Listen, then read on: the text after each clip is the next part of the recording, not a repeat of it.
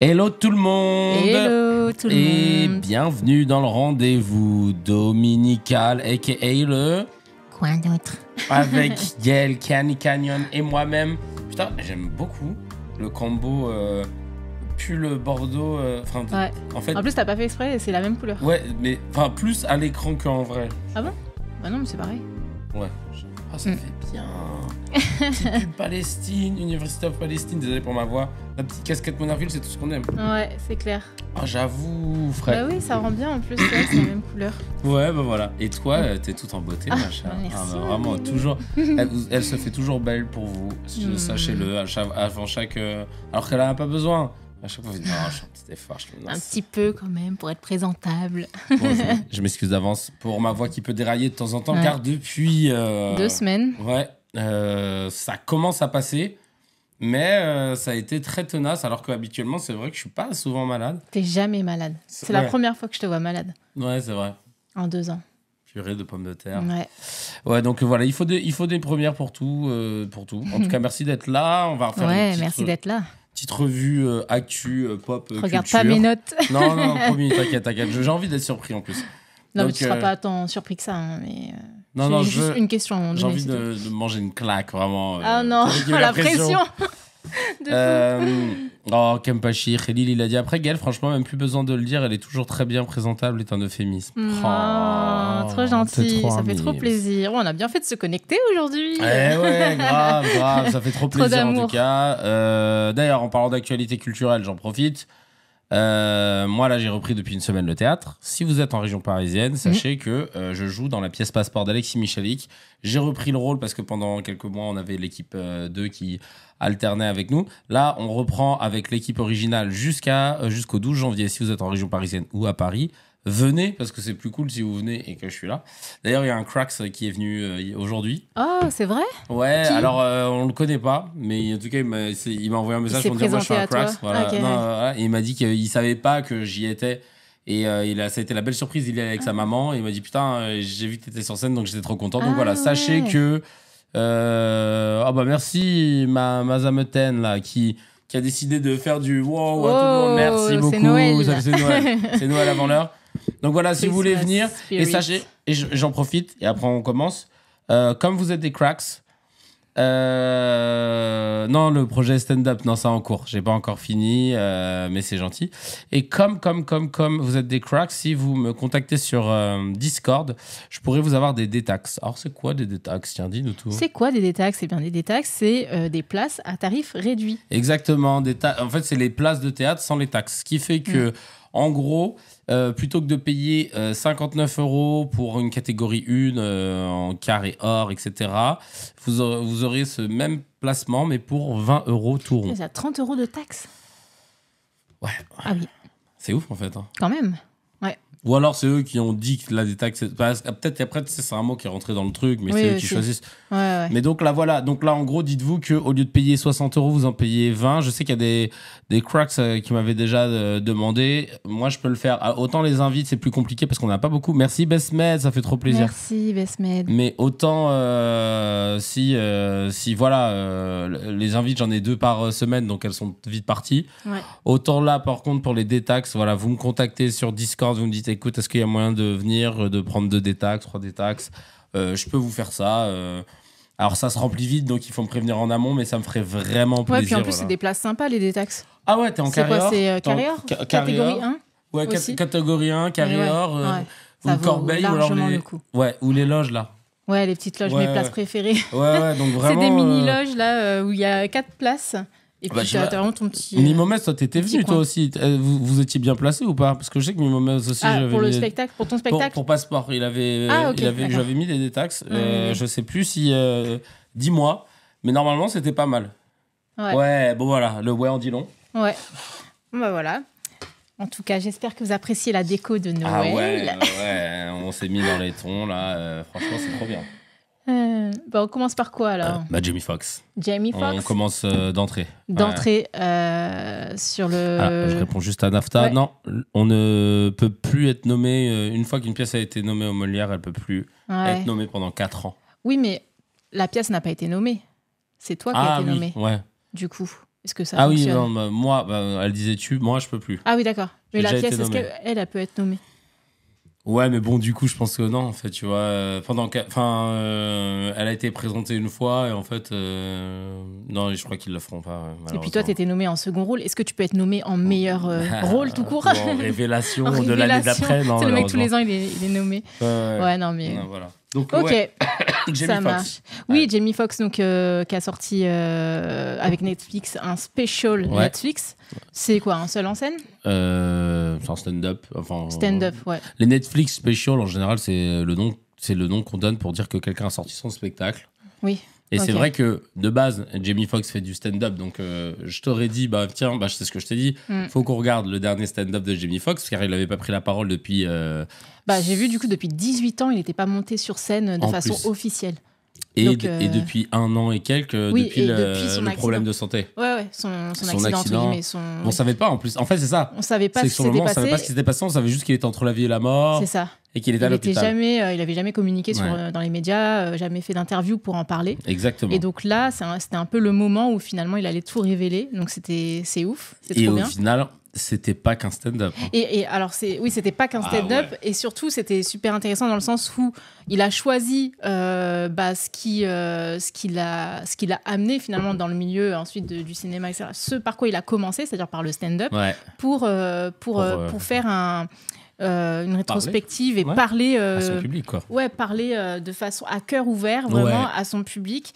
Et ouais, donc je disais, ça faisait 18 ans qu'il n'était pas monté sur scène. Et pour dire, même ses filles ne l'avaient jamais vu jouer, en fait. Tu vois. Du coup, c'est vrai. Et donc, du coup, lui, de ce que j'ai vu, c'est qu'il avait cette appréhension de est-ce que je suis toujours gaulerie, tu vois? Est-ce que mes blagues elles vont passer, etc. Parce que, bon, certes, il y a des blagues, mais il n'y a pas que ça. Mais il y a du coup une partie drôle, et donc il avait cette pression-là, et du coup ses filles l'ont découvert en mode mais papa, t'es gaulerie en fait. C'est trop drôle.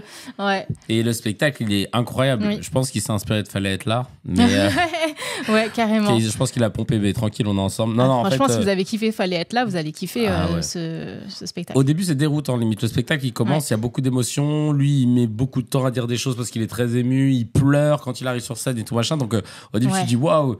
Qu'est-ce qui se passe? Mais j'ai bien aimé parce que c'était vraiment, même si effectivement ça a mis du temps à s'installer, c'était du temps nécessaire. Tu vois, c'était des silences qui étaient beaux en fait. Tu vois, des silences où tu sens que c'est chargé d'émotions et que du coup il a besoin de temps pour pouvoir dire ce qu'il a à dire sans avoir la voix trop tremblotante, sans pleurer abondamment. Tu vois. C'était des silences qui faisaient du bruit quelque part.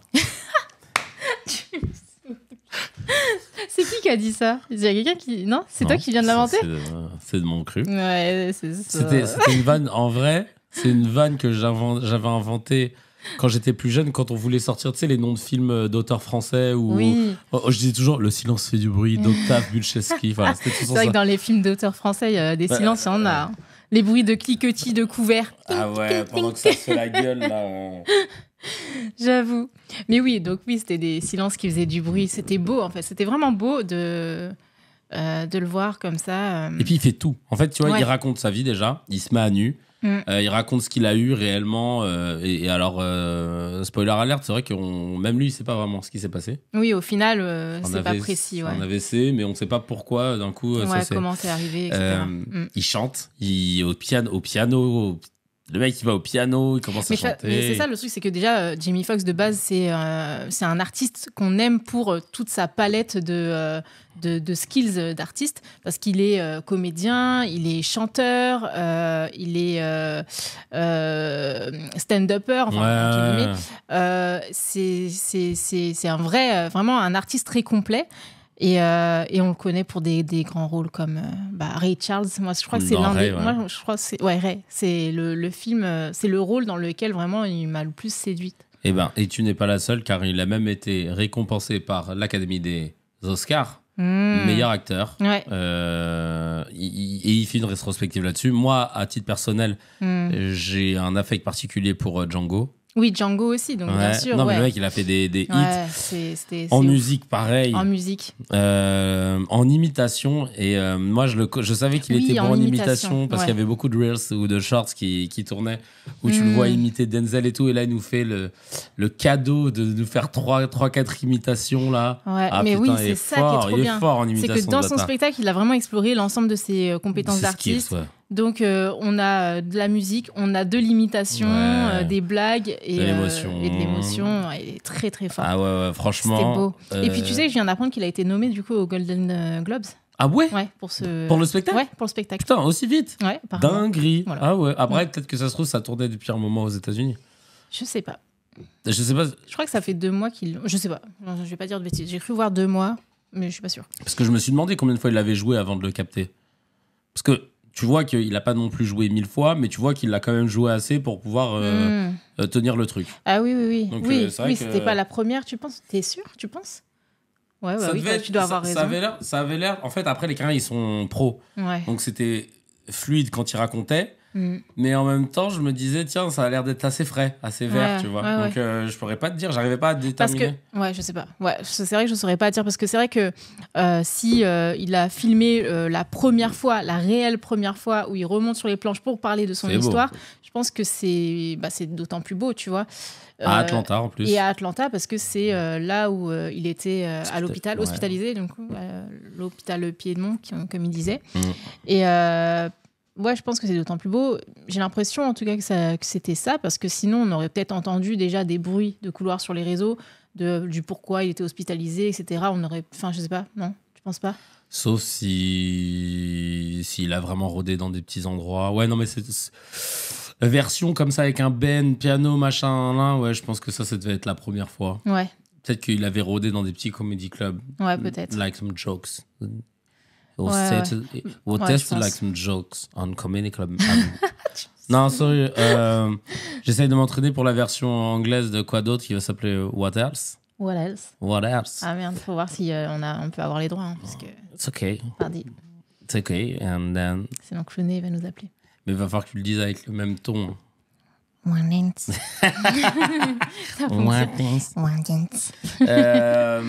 Donc je vous invite à y aller en tout cas. Ouais, franchement, trop c'est trop sur beau. Netflix. Ah oui, et ce qu'on n'a pas dit aussi, c'est et je voulais quand même le préciser, c'est que c'est un spectacle aussi qui est émouvant. Pourquoi? Parce qu'il y accorde une grande place pour sa famille.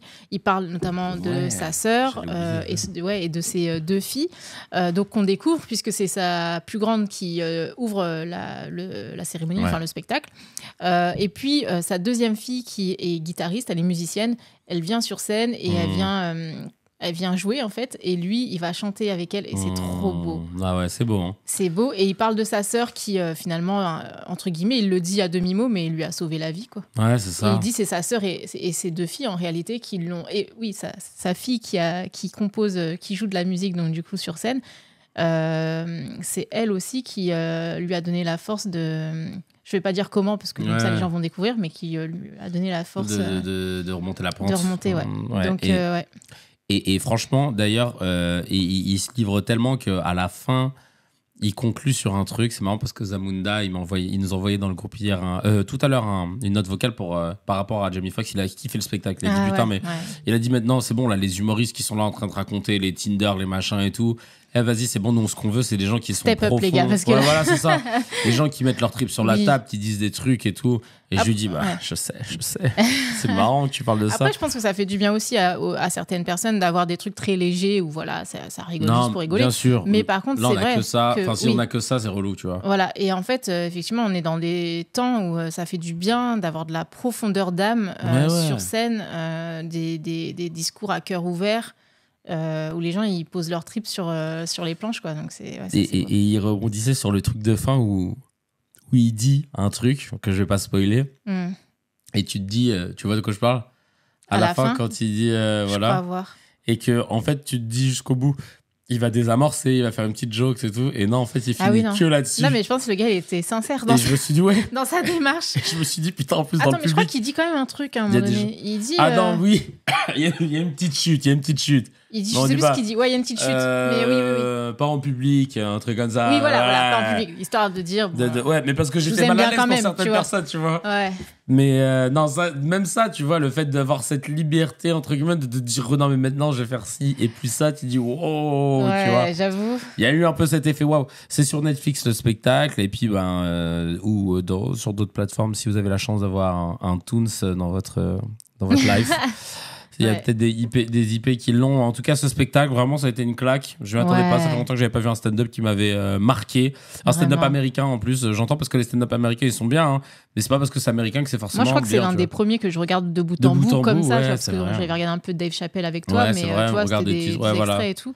Mais là, de bout en bout comme ça, sans que je décroche, en plus, vraiment, j'ai adoré, quoi. Donc, non, c'est clair. C'était trop bien. Bah, franchement, voilà. Donc, coup de cœur as fuck. Foncez-y, vous nous en direz des nouvelles. Et puis, voilà, quoi. Il y a le Discord si vous voulez vous voulez réagir, envoyer des messages. Ou effectivement. On a un Cracks expert en IPTV. Il n'est pas connecté, il est sur Discord et il gère bien le truc. Merci Bestmed, t'as super bien conclu. Pour notre petite promo. Quoi d'autre ? Alors, pour la suite, j'ai une question. C'est un vieux truc. On dirait les trucs du rififi dans chez LFI. C'est un vieux truc. Alors, si je te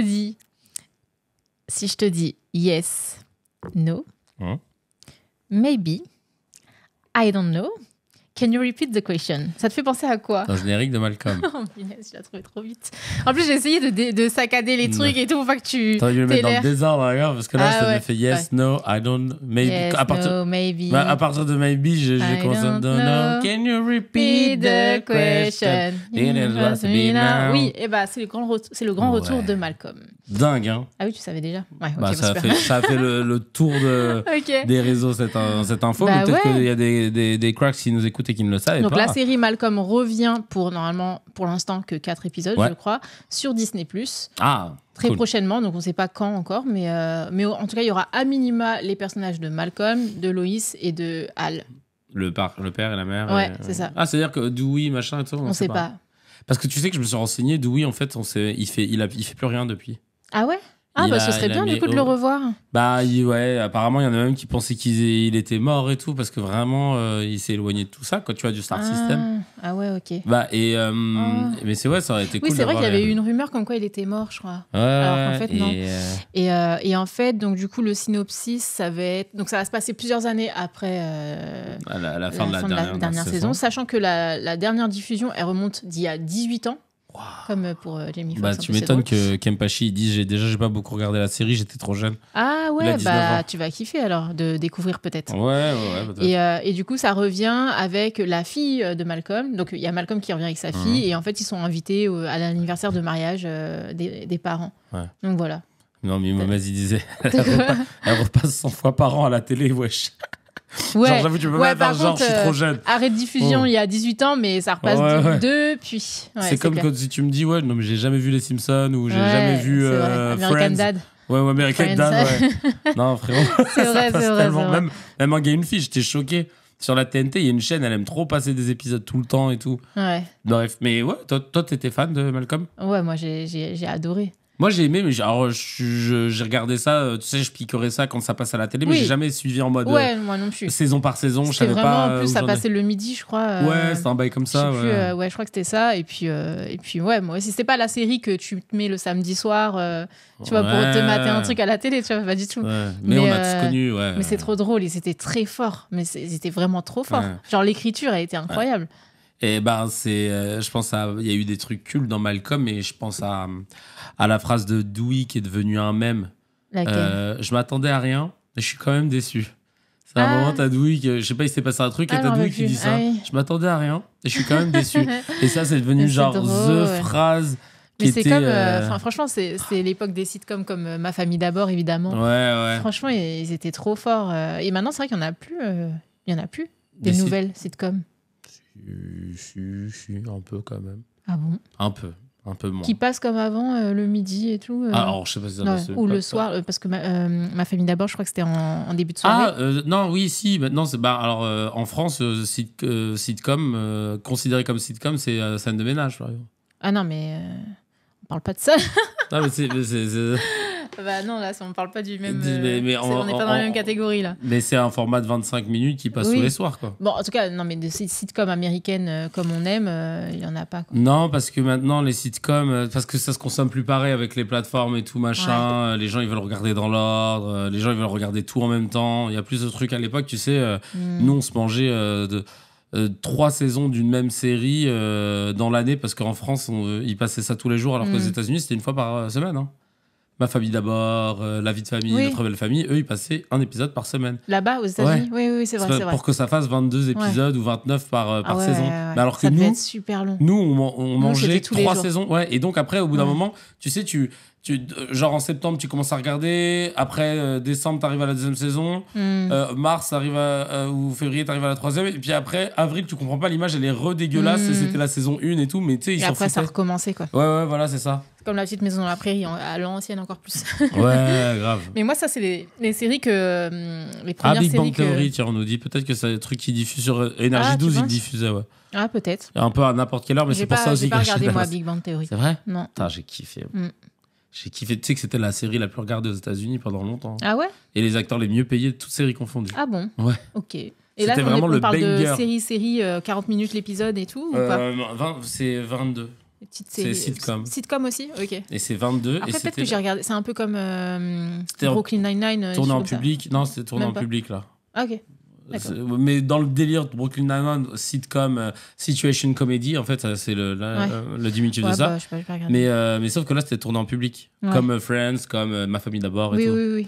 Et ouais, les acteurs les mieux payés, parce que c'est la série qui générait le plus de revenus, de produits dérivés et tout. Hein. Je crois même que ça avait atteint le $1 milliard de recettes et tout. Enfin, c'était une dinguerie, Big Bang Theory. Ah ouais. Parce que c'est marrant, parce que la Big Bang Theory Mania, même si on a suivi en France, on ne l'a pas reçu pareil. Tu vois. Ouais. Ouais, Brooklyn Nine-Nine, c'était chambé. Ça, ouais, j'ai pas trop regardé, mais j'ai vu quelques épisodes. C'est mon frère qui m'en parlait tout le temps. Il me disait, regarde Brooklyn Nine-Nine. Ouais. Non, moi, c'est. Et je disais, La petite maison dans la prairie, Dr. Queen et tout. Moi, c'était les premières séries que je kiffais regarder quand j'étais petite en plus. Ouais.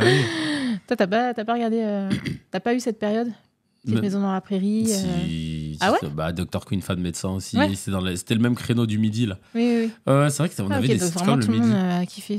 Ouais. Avec comment elle s'appelait, la méchante, la Olsen. Non. La blonde dans quoi? Dans La petite maison dans la prairie. Nelly Olsen, voilà. Et il l'avait invité une fois dans une émission radio en France là. Ah ouais? Sur Fun Radio, un truc comme ça. Ouais, c'est drôle. Il l'avait retrouvé et tout. C'est bon, ils sont accessibles. Ah du coup, elle avait dû prendre un peu d'âge, non? Oui, c'est une daronne quoi, mais c'est marrant parce que c'est marrant de te dire qu'il y a toute une génération de gens, parce que c'est vrai qu'à l'époque quand tu faisais de la télé, t'étais connu dans le monde entier quand il y avait un banger, tu vois. Et tout le monde était toute petite maison dans la prairie pour une génération, tout le monde connaissait, qu'ils aient regardé ou pas, tu vois, c'était dans la pop culture. Ouais. Et donc Nelly Olsen, c'était un truc. Ah, BoJack Horseman, c'était pas mal ça aussi, ouais. Dans la trilogie du samedi. Ah ouais. Il y avait quoi? Jarod, alias Charmed. Tu te rappelles quand on disait Charmed? Mais c'est parce qu'en fait, j'ai découvert parce que c'est la voix off d'M6 qui disait Charmed en plus. C'est bâtard. Charmed. Et tout de suite, Charmed. Après la pub, Charmed. C'était le seul. Grave. Et du coup, les darons, ils disaient ça aussi, Charmed. Ouais. Nelly Olsen fait toutes les conventions de fans. Voilà, j'en étais sûr. Voilà, dès que t'as fait une série culte. Après, dès qu'il y a des conventions de fans, machin, t'es payé pour. Oui, bah ouais. C'est la vie. Là, mais c'est clair. Mais je me demande ce qu'elle est devenue aussi, celle qui jouait Laura. J'aimais trop. Ah ouais, elle était attachante. Comment elle s'appelait? Elle avait fait quelques téléfilms. Mélissa, je sais plus comment. Mélissa, non. Oui, mais c'était Mélissa. Ouais. Mélissa Gilbert. Peut-être. Attends, on va voir. Je suis pas sûre, non. Alors, peut-être si. Mélissa Gilbert. Et on va voir. Et oui, c'est elle. 60 ans maintenant. Regarde, elle a grandi et tout. Elle a grandi, ouais. Elle était gentille comme tout. Ça se trouve, c'était une connasse, mais tu sais, on s'attache au personnage. Mais oui, c'est ouf. C'est gentil comme tout. C'est ouf, ces trucs là derrière. Les gens qui s'attachent, qui mêlent tellement le personnage à la vraie personne que du coup, t'en as qui se font harceler. Tu sais, le gars de Game of Thrones et tout. King Jeffrey. Ouais. Et il y en a eu d'autres, comme ça. Draco Malfoy. Les méchants des films. Draco Malfoy dans Harry Potter. Et c'est ouf. Et d'ailleurs, le mec qui jouait King Jeffrey, il a arrêté sa carrière à cause de ça. Jarod le caméléon pour bien faire capter aux ados qu'ils seront intérimaires. Ah ouais, Jarod le Il fait caméléon. plein de tafs différents. Il y avait. Ouais, c'est vrai. C'est grave drôle, là. C'est très drôle. Pour se préparer. Et les gars, vous n'allez pas garder un job, je vous le dis tout de suite. Il y avait Code Quantum aussi. Code Quantum, putain, c'était trop pas mal ça bien. aussi. L'acteur, j'aimais bien lui aussi. Il avait j'aimais bien ce qu'il dégageait. Il y avait quoi d'autre? K2000 et tout, après ça j'aimais moins. Ouais, K2000. Ça c'était plus nos darons. K2000. K2000 et Supercopter. Là. Oh, Supercopter. Agence Touriste. Ouais. MacGyver. Dallas, MacGyver, ouais. Ah, des bars. C'était cool. Misfit, ouais, série anglaise, elle était grave stylée, ça aussi. Ça me dit rien. Starsky et Hutch, sans qu'on y a, bah ouais, là, c'est les darons. Ouais, Starsky ça, c'est les darons. Mon père, c'est Walker Texas Ranger. Ah ouais, aussi, ouais. Tous les dimanches, là, il saignait ça avec Trivette et tout. Quand je lui dis que Trivette, il était décédé, il était dégoûté. Ah oui. Ouais, Trivette. Ouais. Ah, Kaamelott, c'est la série de Dr. H, ouais, ça. Ouais. D'ailleurs, Dr. H, juste pour info, demain, il arrive à Abu Dhabi. C'est là où aura lieu le tournoi le championnat du monde de Penchak. Oui, ouais. Il arrive demain et ça commence il part demain, il arrive demain et ça commence mercredi. Oh, ça y est, là, on et du coup, on pourra regarder ou pas? Il sait pas encore. Lui, il veut essayer peut-être faire un live TikTok ou quoi. Mais lui, je crois qu'il va commencer à combattre mercredi ou jeudi. Et normalement, le 23 décembre, il est sur notre sol français. Voilà. Ouais. Bon, nous, on sera pas là le 23, mais de toute façon... Oui, il faudra qu'on cale une date pour le prochain CKR. Ouais, grave. De ouf. Sur la semaine du 23. Et tiens, d'ailleurs, bonsoir. Kevin Gaël, ça s'est bien passé la dernière au théâtre. Ah oui, ça on en a parlé dans le dernier épisode, si tu veux. C'était trop cool. C'était trop cool. Beau et merci aux Cracks pour leur belle surprise et leur beau cadeau. Ouais. Donc, Malcolm, on va regarder quand même, par curiosité, je pense. Bah ouais. J'espère ne pas être déçu. Bah. C'est quoi qui nous a déçus là dernièrement là? Un comeback de série aussi, je crois. Ou d'un film, je sais plus. Mais tout est. Bah oui, Gladiator. Déception. Gladiator, déception. Tu vois. Donc du coup, j'espère ne pas être déçu. Mais bon, en tout cas, on sent que tu vois, ils ont révélé leur retour avec une petite vidéo sur les réseaux sociaux. Et on sent que le ton, ça va rester le même, quoi. Donc, ouais. Après, comment ils ont pris un coup de vieux. Hein. Surtout la daronne. Ouais. Bah, même le daron. Hein. Ouais, mais là, je pense que, je sais pas, j'avais déjà sa tête en mode vieux, donc. Ouais, parce que lui, il a plus tourné dans les films et tout. Ouais. Daron, on l'a vu dans Breaking Bad, on l'a vu jouer dans Jurassic Park, je crois. Enfin bref, on l'a vu. Ouais. Mais elle, genre volte-face, on la voit il y a 18 ans, on la voit maintenant, cheveux blancs, machin et tout. On n'a pas eu c'est pas accoutumé. Donc ça a été très très très saisissant. C'est vrai que tu sais que Charmed, ils avaient fait, enfin excusez-nous, Charmed, ils avaient fait là, un reboot en 2018. Là, je voyais que les Cracks faisaient ça dans le. Avec les mêmes actrices. Non, avec des nouvelles actrices. Ah. Donc pareil. Ça marche. Sabrina l'apprentie sorcière, à ce qui paraît, c'était pas mal. J'ai pas regardé, mais ils ont fait un reboot aussi sur Netflix, ouais. Ah bon? Ouais. Ok. Et ça, apparemment, c'était bien. Tu sais, c'était un peu dark, un peu, tu vois, c'était pas enfantin comme oui. avec Salem. Enfin, il y a Salem et tout. C'était trop bien avec le petit chat. Ouais, bah là, apparemment, le reboot de Sabrina, c'était trop. Bah, tu vois, regarde, le reboot, c'était trop bien. Ah ouais, ok. On note. Ouais, bah on note. Bah là, on est en train d'en parler, Quentin, justement. On sait pas trop à quoi s'attendre. On s'attend. Je m'attends à rien, mais je suis quand même déçu pour reprendre la phrase de Dewey. Ah oui, l'épisode spécial réunion de Friends, tu vois, pareil, ça c'était un peu spécial. Ouais. Ça nous est bizarre de revoir. Franchement, à part Joey et Phoebe qui avaient vieilli naturellement, les autres ils étaient contents.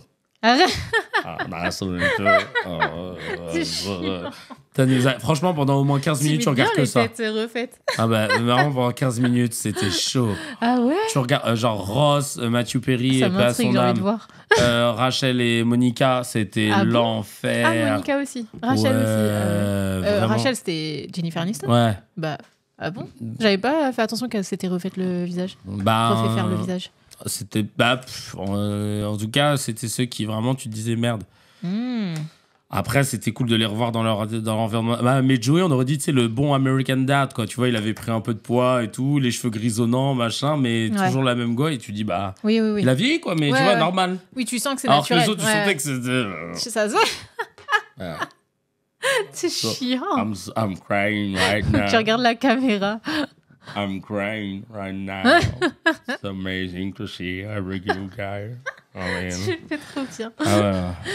Tu m'emmerdes. Vous en pensez quoi de la polémique sur Blanche-Neige 2025? Putain, je l'ai pas.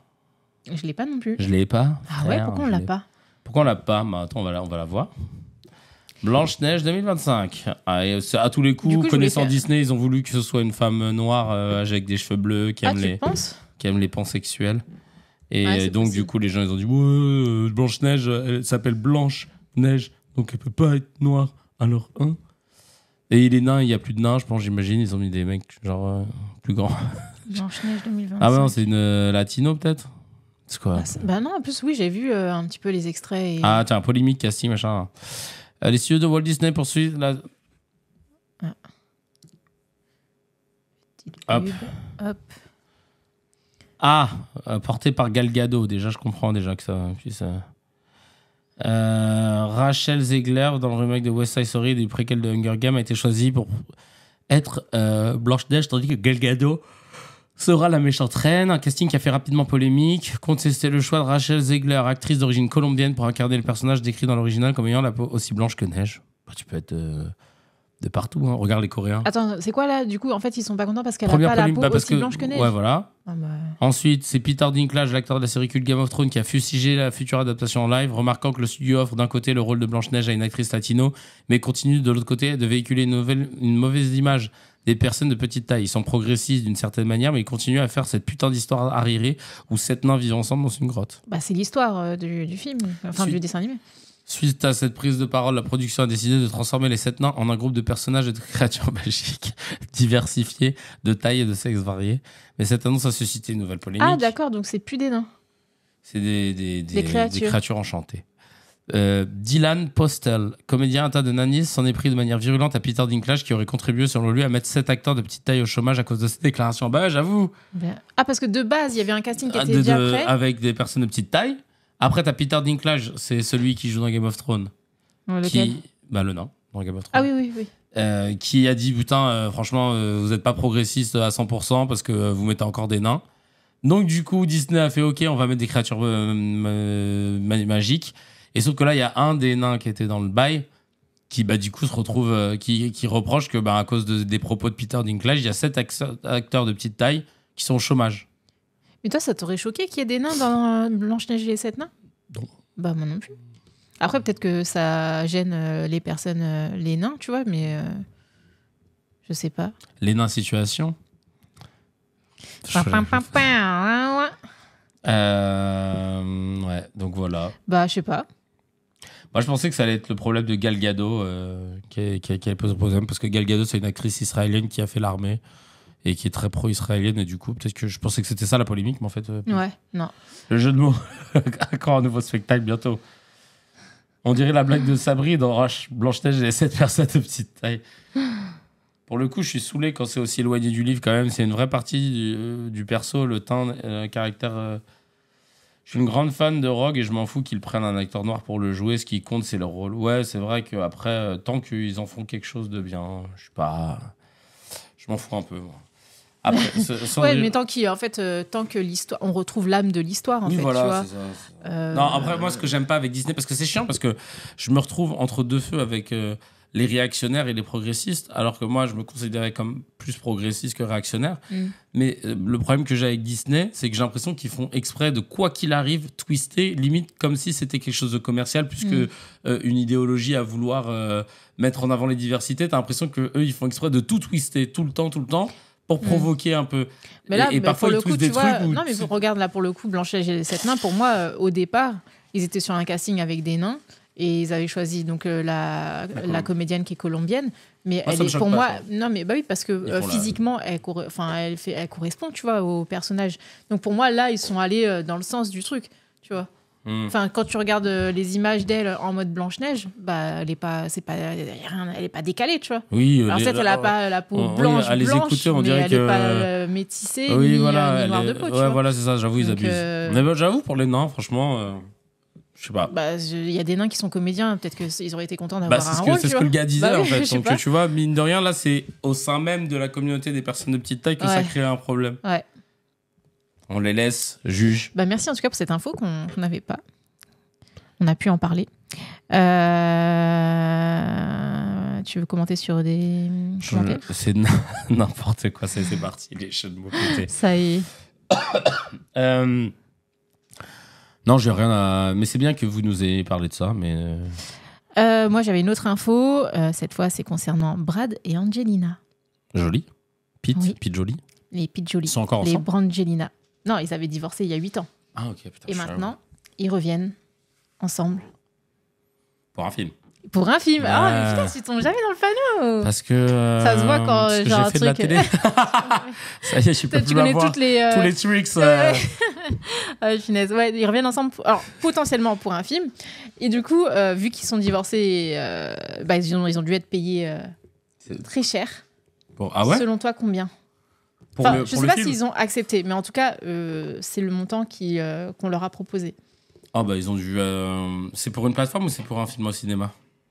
Oh, là, tu m'emmerdes. Non, parce que c'est pas les mêmes budgets. Vas-y, je me lance. Je sais pas, je dirais cinéma, à mon avis. Je pense qu'ils ont dû demander 150 millions de dollars chacun. Non. Alors, non. Plus ou moins? Moins. 50 millions de dollars chacun? Non, un peu moins. 20? 30. 60 millions de dollars en tout. Oh, ça va. Hein. Ah, ça va? Ouais. Ok. Bah, très bien. Bah, ça Non, va, pas les pour gars. des acteurs américains de renommée internationale, on n'est pas sur des tarots. Ah, c'est quoi les vrais tarifs? Bah écoute, ma foi. Regardons, 30 millions ou what? Tu vois? Non Et mais, toi qui n'es pas choqué. non, mais vraiment, je dis dans le prisme de leur. Non, mais sachant que quand même 60 millions de dollars en tout, juste pour les comédiens. Juste pour 2 acteurs. Donc t'imagines le budget du film? Ouais, Parce qu'un film, tu me disais, ça coûte 8 millions de dollars. Ah, mais je pensais qu'ils avaient vraiment pris un truc de ouf, tu vois. Par exemple, Tom Cruise, mais lui, il a 100 millions et Will Smith a 35, tu vois. Leonardo DiCaprio a 30. Ah, donc quand tu me dis un film, ça coûte dans les alentours de entre 5 et 8 millions de dollars, par exemple, tu t'inclus pas le cachet des comédiens? Si. Ah, ok. Mais on parle des films français. Oui, d'accord. Les films américains, ils sont entre 150 et 200 millions pour les grosses prods. Ou à 80 millions, 50 Donc Tom Cruise, c'est l'acteur le mieux payé? 100 millions de dollars? Ouais. Après, lui, il est cascadeur en même temps. Donc, Et je pense que c'est parce qu'ils incluent le fait qu'il ait les prods aussi, je pense. D'accord. Mais c'est ouf, hein, ouais, 100 millions de dollars. Ouais. Will Smith, 35. 35 millions de dollars. Ouais. Ça, c'est Donc normal. ouais, non, c'est beaucoup. Mais en fait, je pensais qu'ils avaient fait un braquage pour ça. DiCaprio. Et ça, c'est l'ordre, du coup. On a Ouais. Tom Cruise en premier, Will Smith en 100 deux, DiCaprio en millions, 3. Will Smith 35. Brad Pitt. Ah ouais, Brad Pitt, tu vois, 30 millions. ouais. Ça, c'était février 2024. Ouais, Ok. ouais. Donc, non, c'est beaucoup. Hein, mais je pensais qu'ils avaient fait un braquage. Genre, tu vois, c'est pour ça que j'ai tout de suite tapé les Du coup, ouais, je pense que j'avais pas non plus en tête. la que notion c'était, que c'était dans les prices. Ouais. Non, mais en dollars, je pensais que c'était en dinars. Ah putain, en dinars, moi, je serais millionnaire. Hein. Non, mais écoute, ce serait marrant de les revoir à l'écran en tout cas. Ouais, il joue un couple en plus, donc ce serait drôle. C'est Mais ouf du coup, qu'ils aient- Brad Pitt, il a dit par contre, voilà, s'il y a Pas de des scène de scènes, s'il y a des scènes dans un lit, je veux Une doublure. une doublure. C'est bien. Ouais, bah. Bah, parce que s'il est, il est en couple avec quelqu'un, tu vois, c'est par respect, c'est chelou, mieux. ouais. Parce que de voir ton mec avec son ex à l'écran, Ouais, flemme un peu, flemme tu un peu, vois. ouais, je pense. Ouais. Ouais, c'est clair. Donc, Robert Downey Jr. dans Avengers, il a fait 75 millions de dollars. Ah ouais, putain. Ça va faire comme Mr. et Mrs. Smith. Ah bah oui, c'est vrai qu'ils avaient fait un Ouais. film comme ça. Un Bah, peu. c'est ça qui les avait. Non, c'est pas ce film-là qui les avait Ah, rapprochés, peut-être, j'avoue. il me semble. Ouais, D'ailleurs, Angelina Jolie, j'ai vu que sur BFM, ils en parlaient. Elle avait fait un appel sur ses réseaux sociaux. Elle est suivie par 15 millions de personnes pour condamner ce qui se passait en Palestine, de dire que les États ne se positionnent pas pour un cessez-le-feu, pour laisser les humanitaires passer et tout. Et elle avait même attaqué apparemment les acteurs et actrices français de ne pas prendre position. Ah ouais, Ouais. Putain. Ça bat les couilles. Bah après, parce que Angelina Jolie, elle adore la France. et elle est ultra très engagée. ouais. Oui. Donc, du coup, je pense que. Parce que pourquoi tu critiques les acteurs français et pas les acteurs d'autres pays, tu vois? Mais je pense que c'est parce qu'elle est très attachée. Je crois qu'elle a une maison en France, je sais plus, mais tu vois, oui, c'était installé en France à un moment donné avec Brad. Oui, je crois. Ouais. Donc, Ouais, bien sûr, et oui, bien ils ont sûr. adopté plein d'enfants. Elle est très engagée. Donc ouais, ça me choque pas. Merci, Et Preach. elle a raison. Ouais, totalement. Ouais. Ouais. Georges Clooney qui a fait un don à une ville du Sud, respect. Ah ouais? Et lui, il a aussi une maison. Oh putain, faut qu'on continue. Ce soir, on fait Un continuer. don, pourquoi? Ah, du Sud. Moi, je sais pas pour quel nom. Faut Ouais. qu'on continue The Agency. Enfin, l'agence, pardon. Ah oui, ouais. Il doit y avoir au Ce moins soir. deux nouveaux épisodes là. Oui. il est trop bien. Trop bien. On adore Bon, vas-y, on arrête. Allez, salut tout le monde. Salut, Ciao, les gars. on va regarder Ah ça oui, fort. j'avais oublié. Trop bien. Vas-y, bien. on regarde ça après. On n'a pas de la glace. Non. Oh, on aurait dû en Ça, prendre c'était tout à bien, l'heure. ça. Avec le KFC. On va voir ce qu'on peut faire. Clooney, sa femme italienne, n'a pas des origines palestiniennes. Bah, elle était même une des avocates d'une association de l'ONU, je crois, non? Ah si, la femme de Clooney, elle fait partie des avocats qui ont... je sais pas, de la CIJ ou un je savais même truc pas comme qu'il ça. était marié parce que lui, c'est un homme qui était resté célibataire pendant des années. Ouais, Donc, elle s'appelle Amal Clooney. Et je crois que Amal Clooney, elle faisait partie des avocats qui ont défendu la Palestine, etc. Ah oui, donc il doit être. Donc il a fait un don à une ville du sud de la Palestine. Enfin, c'est peut-être ça. Je sais pas, j'avoue. Elle est libano-britannique. Ah oui, d'accord. Et, et elle avait fait l'actualité après le 7 octobre. Par rapport... Ah bah attends, je vais mettre Gaza pour pas vous dire de bêtises, en fait. Elle a des yézidis à Gaza, elle combat pour les droits humains. Ah oui, voilà, Amal Clooney a conseillé la Cour pénale internationale sur le mandat d'arrêt adressé à Benjamin Netanyahou et aux dirigeants du Hamas. D'accord. Bah. Qui est Amal Clooney, l'avocate qui veut faire arrêter Netanyahou? Bah. Ah bah c'est bien. Ah ouais, très engagé. Ouais. Clooney était engagé sur le Darfour. Ouais, c'est vrai. Ouais. Mais c'est ouf. On a des couples d'acteurs français comme ça qui sont engagés aussi ou pas? Bah non, je pense à... Non, en couple, non, il y a nous. Enfin, du coup, bon, on a... Oui. Tu joues au théâtre, un petit peu. Tu joues dans des... Oui, je joue. Dans un moyen-métrage qui s'appelle Le Perroquet qui arrive bientôt. Oui, en effet. Hâte de vous montrer ce truc-là qu'on a tourné cet été. Là. Et peut-être dans un autre court-métrage bientôt. Qui s'appelle Famille. Exactement. Donc, ouais, non, franchement, merci beaucoup, Preach, ça fait plaisir. Mais ouais, en France, non, il y a, j'allais te dire, Leila Bekti, en ce moment, elle repose des trucs, mais Star Raïm, il poste rien. Ouais. Qui des couples engagés dans des trucs? Non, j'ai l'impression que c'est ça. Après, même en individuel, c'est vrai que... Déjà, il n'y en a pas beaucoup. Hein. En star engagé, déjà, même de façon individuelle, il n'y en a pas énormément. Les TikTok de Tristan Lopin me font rire sur l'agence. Ah, je savais pas qui regardait. On verra le retour de Kevin Razé. Excellent. Yes. Très bon jeu de mots de la part de Nafta. Tu gagnes 1 point supplémentaire pour le bingo. Quoi d'autre? Parle-nous de ce... à moins que tu avais d'autres trucs avant? Oui. Parce que moi, après, je voulais que tu te lancer sur un autre sujet. Tu voulais que je parle de quoi? De Lily Phillips? La meuf de OnlyFans? Ouais. Très bien. Bah, après ouais. Là, mon prochain sujet... D'ailleurs, il n'y a que moi qui a des sujets ou t'en as? J'en ai aussi, mais je te laisse dérouler. Ah, ok. C'est Miss France.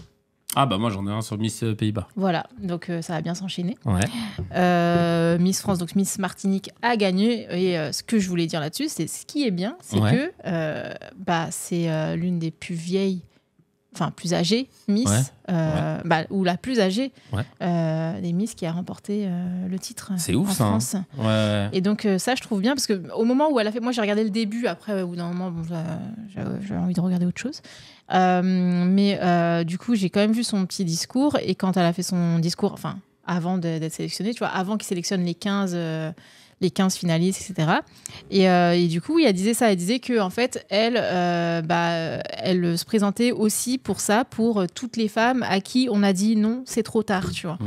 Et du coup, elle s'est dit, je retente ma chance parce qu'elle avait déjà tenté sa chance l'année dernière. Elle avait terminé dans les Dauphines de la Martinique. Et du coup, elle s'est dit, je retente ma chance et Miss France, quoi. Donc ça, c'est beau. 34 ans, elle. Quand c'est comme ça et que ça ouvre en fait la voie à de la diversité sur tout aspect, quoi. Tu penses pas que c'est politique qu'ils aient choisi Martinique comme par hasard? Alors voilà, donc c'est beau, mais je ne sais pas, on ne sait pas. Oui, effectivement, ça peut être pour ça. Pour calmer les ardeurs. C'est bon maintenant, calmer. Parce que, alors, on peut penser ça, mais en même temps, il y a eu beaucoup de Miss issues des dom-toms qui ont été élus sur les dernières années, ou enfin depuis toujours, tu vois. Pourquoi toi, t'as pas été Miss Réunion? Eh bien, parce que moi, je fais pas 1m70, je fais 1m69. Ah oui, mais c'est juste Et pour ça. pour 1 cm, tu peux pas. C'est vrai? Bah ouais. Voilà. Shit. Mais je pense que j'aurais... Enfin, à l'époque, maintenant, je sais pas, mais en tout cas, à l'époque, ouais, ça m'aurait peut-être tenté d'essayer. Miss Réunion ou Miss Île-de-France. Mais de ouf. Ou Miss... arrête. Si...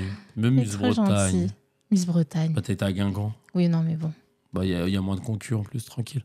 Tu passes crème. Ouais, mais là, tu vois, en Bretagne, là, je crois qu'ils ont mis une métisse. Ah non, non. Ouais, mais non, ouais, non, ils ont mis une blonde. Non, parce que j'avoue, il y a des régions, parfois, ils te mettent des métisses. Il y a des régions, ils ont sorti des métisses. Diversité.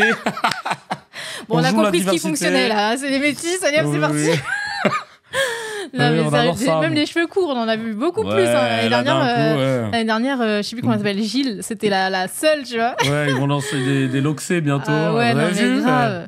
Non, mais c'est trop drôle. Ouais, non, mais donc, 34 ans, ouais, on l'avait dit. Donc ça, c'est cool parce que ça fait écho avec la Miss coréenne là, qui avait je sais plus quel âge, là, 60 ans, ou je sais plus, qui avait été élue et tout. Miss Univers.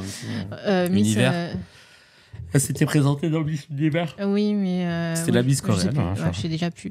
Mais oui, c'était la Miss coréenne. Et du coup, là, je trouve ça beau parce que c'est vrai qu'en soi, les concours de beauté, bon, si ça reste sur des règles... tu vois, très strict, faut pas de tatouage, faut pas que tu sois une mère, faut pas que tu aies des enfants. Faut pas que tu sois maquillée, faut pas que tu faut pas que ceci, faut pas que cela. Ouais, bah non, en fait, c'est pas à vous de nous dire qu'est-ce qui définit une femme belle, tu vois. Ouais. Et aujourd'hui, on commence à s'intéresser un peu plus à d'autres aspects. Donc, mais bon, on n'y est pas encore.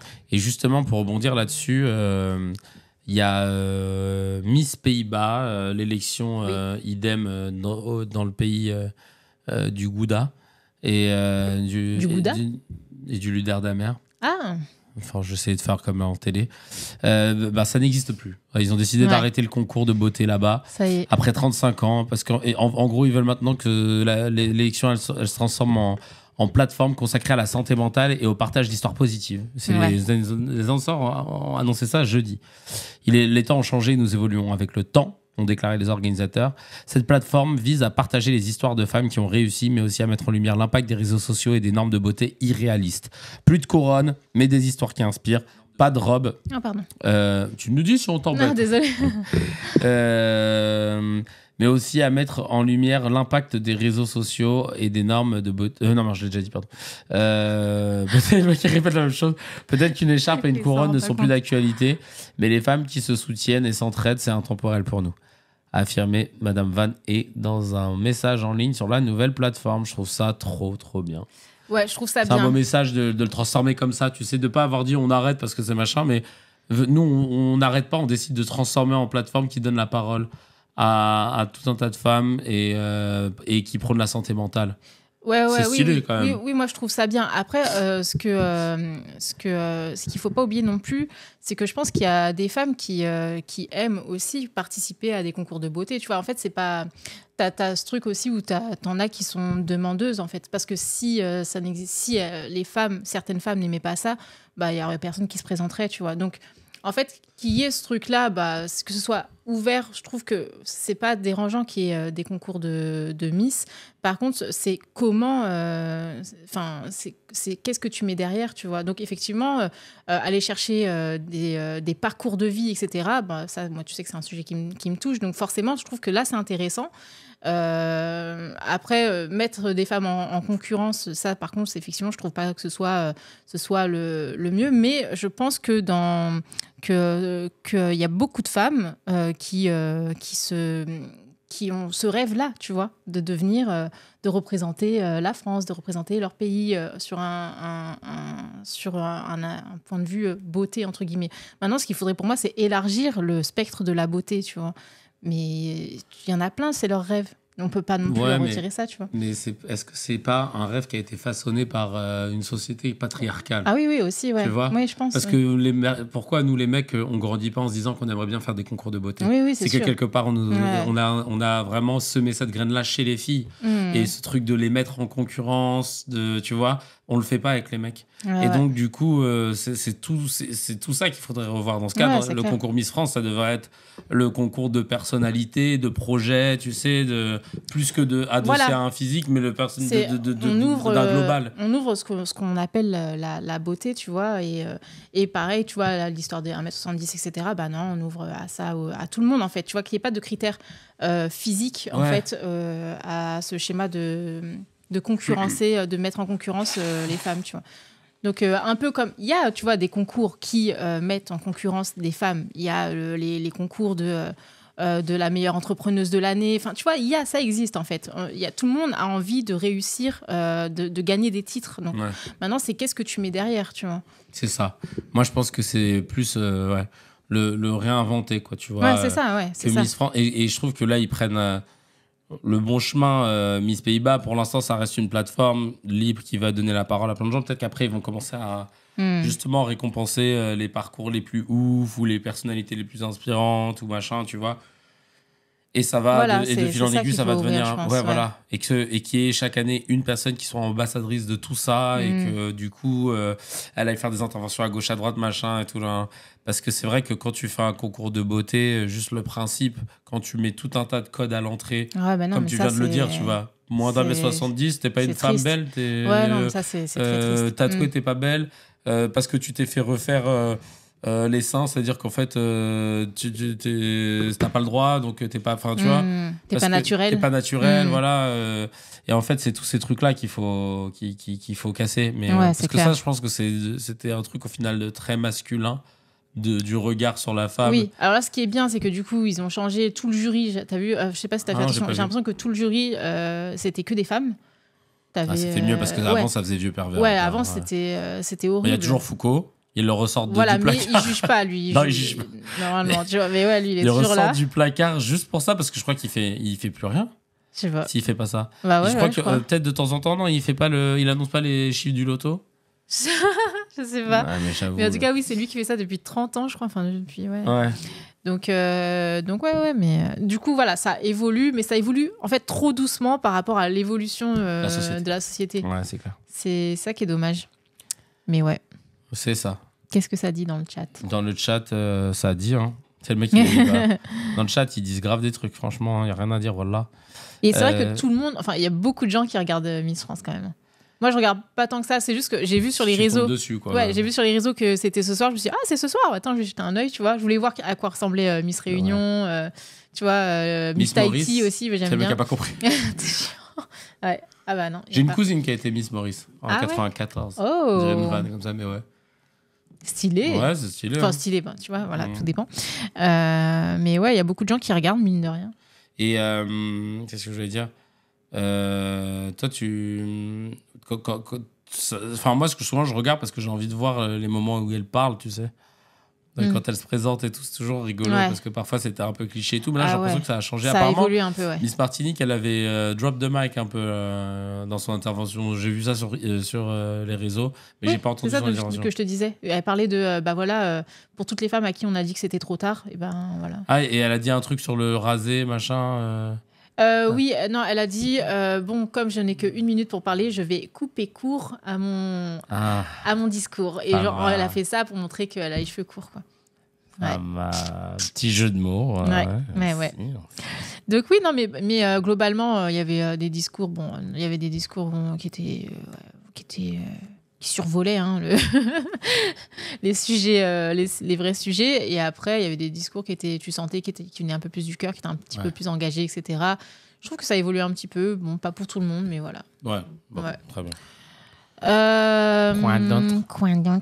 Quoi d'autre je voulais parler de... Oui, donc il y a eu un documentaire qui est sorti sur YouTube d'une jeune femme qui s'appelle Lily Phillips. Alors, le documentaire, il a été fait par un YouTuber qui est youtubeur et qui fait des vidéos qui ont pas mal de... Ça truc pas du tout perturbant. Et donc, qu'est-ce qui se passe?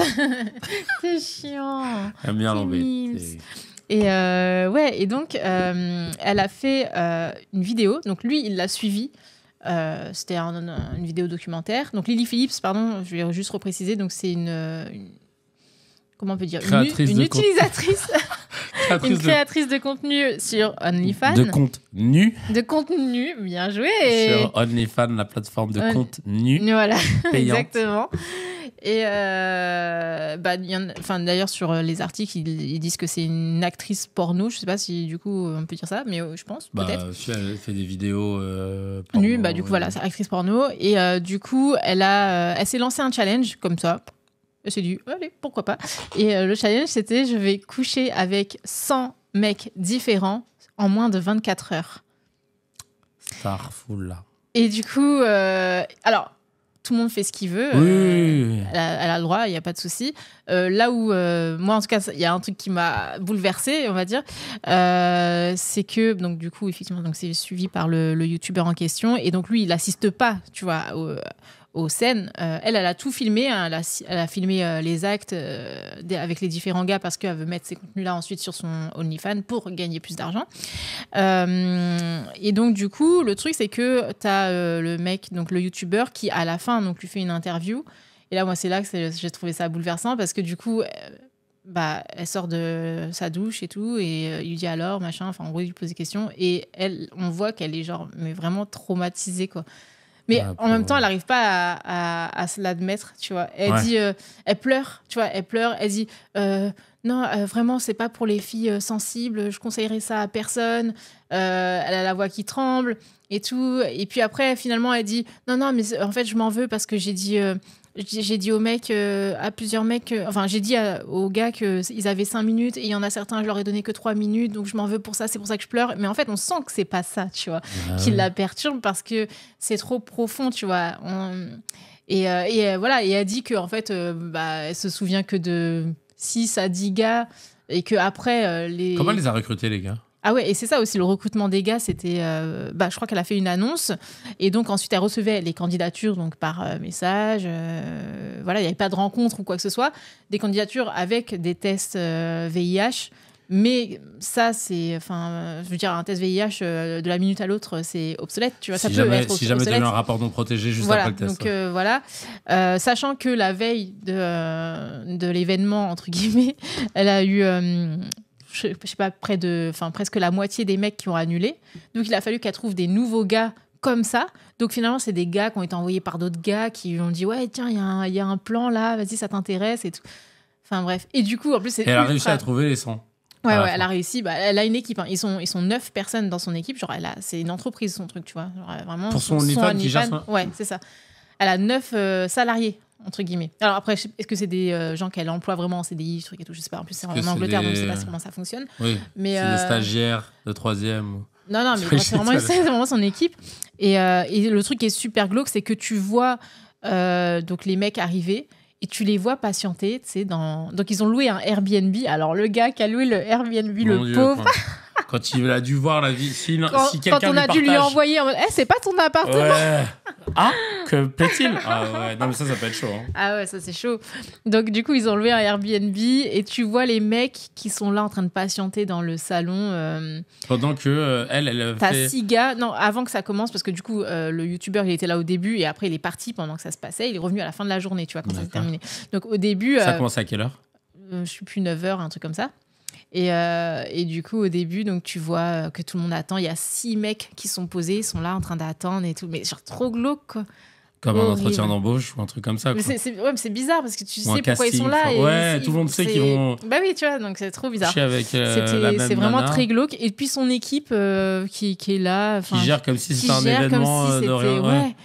Un meet-up, quoi. Ils sont très pragmatiques, très détachés. Ouais. Donc vraiment, c'est un peu tout ça qui est. C'est très triste.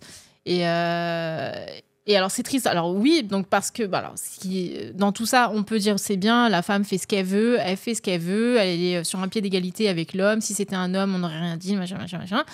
Mais en fait, ce qui en ressort, c'est qu'elle est traumatisée.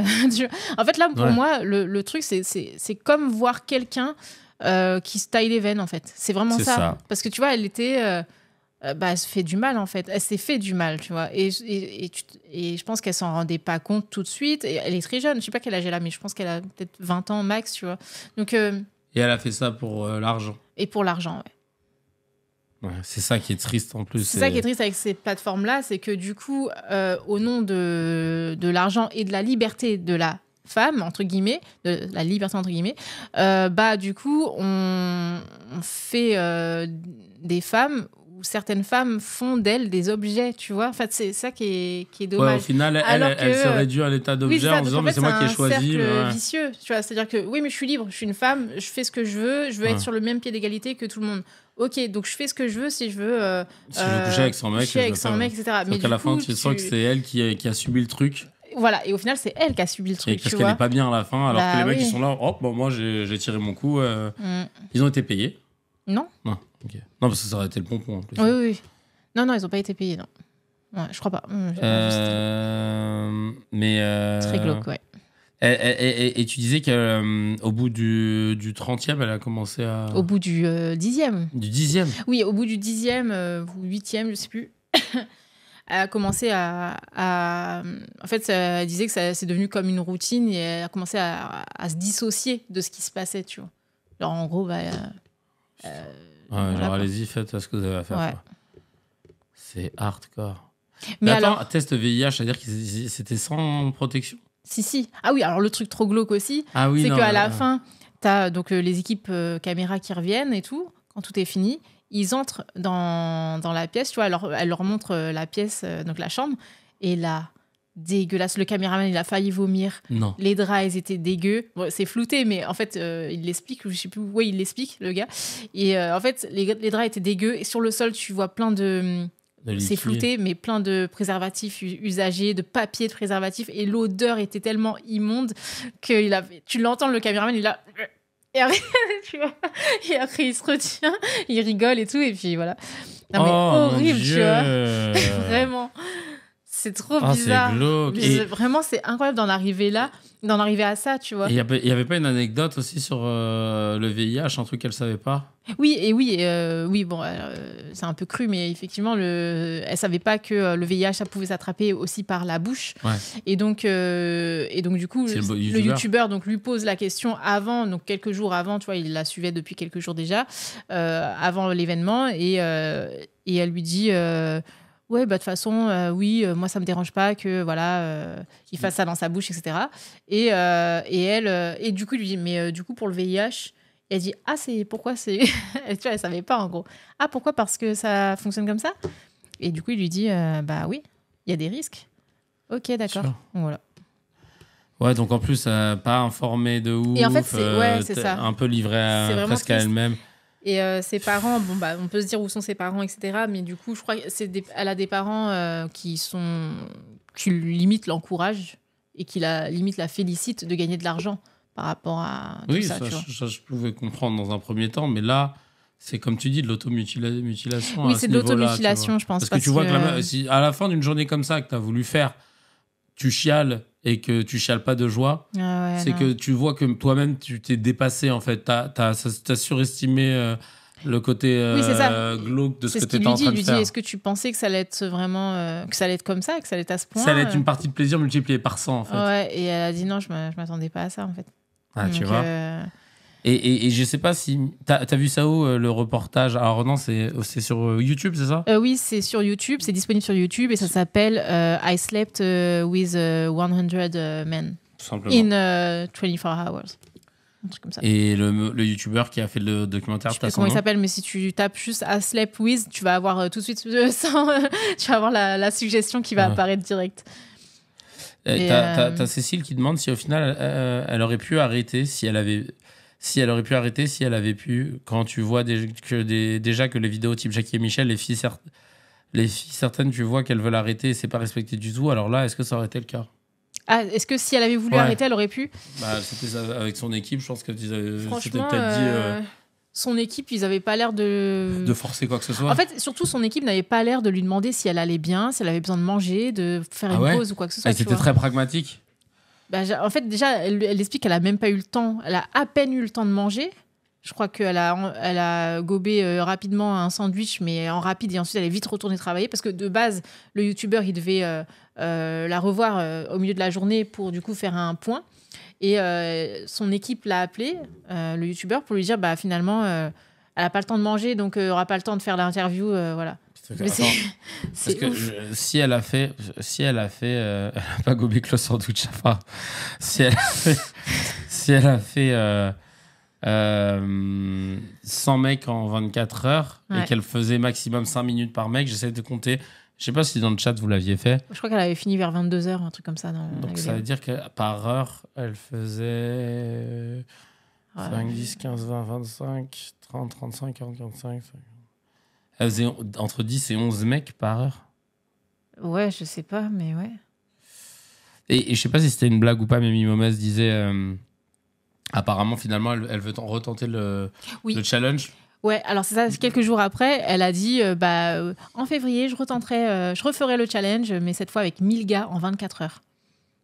Alors du coup, je sais pas si c'est un truc en mode, les gens ils ont tellement flippé et qu'elle a eu plein de commentaires et de messages en mode, mais t'es sûr que ça va, et qu'elle veut faire paraître que oui, tout va bien, et donc non, tout va bien, pour tout vous dire, je vais en faire 1000 la prochaine fois. Ou alors, est-ce que c'est parce qu'elle a gagné tellement d'argent avec ça que du coup elle se dit, il y a trop d'oseille à se faire. C'est pas possible. Mais déjà, 1000, mais 1000, il y a quelqu'un qui a calculé sur internet, l'arrêter. ça fait 1 par minute, c'est 1 minute par personne en gros, 1000. Enfin, oui, il faut l'arrêter, mais comment tu fais? Là, mais elle va se niquer la life. Ouais, oui, parce que en fait c'est ça, c'est que c'est l'après-coup aussi, c'est genre d'ici quelques années, qu'est-ce que le recul sur ce truc-là, genre limite elle va dire à son équipe, pourquoi vous m'avez laissé faire ça, j'étais taré, vous m'avez pas vu, ouais, c'était un appel à l'aide. Quand t'es là. jeune, tu cherches un petit peu aussi ta personnalité, tu cherches ton orientation sur tous les aspects, pas que professionnellement. Tu cherches à savoir qui tu es, etc. Et en fait, tu peux vite regretter des mauvaises décisions, tu vois. Et là, il y a Jamel qui dit un truc que j'aime beaucoup. Il dit, pour l'arrêter, il faut que les gens arrêtent de regarder. Ouais. C'est simple. Ouais, complètement. 1 minute 30 en gros non-stop. Plus de corps, plus d'esprit à la fin. Mais ouais, enfin... J'ai envie de lui envoyer un message et lui dire, fais pas ça, putain. Il y en a qui appellent à la fermeture de OnlyFans, carrément, parce que ça engendre ce type de dérive, tu vois. Tu te rends compte que Mime, à la base... Parce qu'en fait, OnlyFans et Mime, c'est la même chose, je crois, c'est ça? Ouais, c'est la même chose. C'est des plateformes qui encouragent que qui que tu sois, si tu veux, même si tu n'as pas l'âge, parce que comme on en parlait dans un quoi d'autre, tu as des mineurs, tu as beaucoup de mineurs dessus, donc en fait ça favorise aussi la pédophilie, etc. Le contrôle de cette plateforme, il est vraiment très mal fait. Et en fait, au nom de chacun peut faire ce qu'il veut, au final ça enclenche des dérives de ouf, alors que après je sais pas comment ça se passe par contre pour les sites pornographiques, etc., avec des salariés, je sais pas comment c'est. J'ose espérer que c'est plus structuré et plus cadré sur ces aspects-là. Mais tu vois, OnlyFans, par contre, c'est vraiment qui que tu sois, tu ouvres ton compte demain et en fait, tu peux te faire du mal. Tu t'automutiles ou pas. Tu peux kiffer aussi. Je pense qu'il y a des gens qui le font et ils sont très contents. Mais tu vois, enfin, c'est un peu suicidaire comme comportement, Alice, Cécile. Oui, bien sûr, bien sûr. Mais tu vois, et quand tu sais que tu as des enfants c'est des enfants, si t'es mineur, c'est que tes enfants, c'était une enfant qui vont dessus en ne sachant pas, en n'étant peut-être pas encore prête mentalement à tout ce qui est d'ordre de la sexualité, et qui du coup, parce que c'est de l'argent facile, que de montrer son corps en tant que femme, parce qu'il y aura toujours des clients pour ça, je sais plus où je voulais en venir, mais en gros, tu vois, ça entretient ça entretient un message et ça normalise.